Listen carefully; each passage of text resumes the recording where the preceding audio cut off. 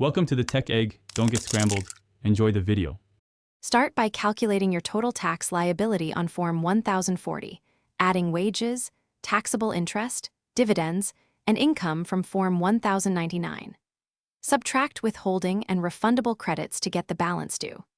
If the net result is more than 000 owed after withholding and credits, you generally must make estimated tax payments or adjust payroll withholding to avoid underpayment penalties. Also check whether you qualify for credits that reduce tax dollar for dollar, and keep records of any state tax payments to reconcile with federal amounts.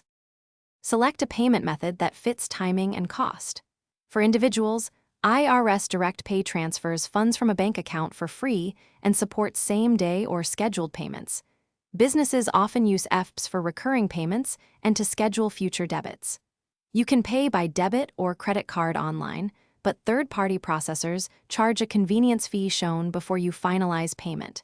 If you prefer paper, sign and mail a check with Form 1040V, or choose electronic funds withdrawal during e-file to have the tax taken directly from your bank account.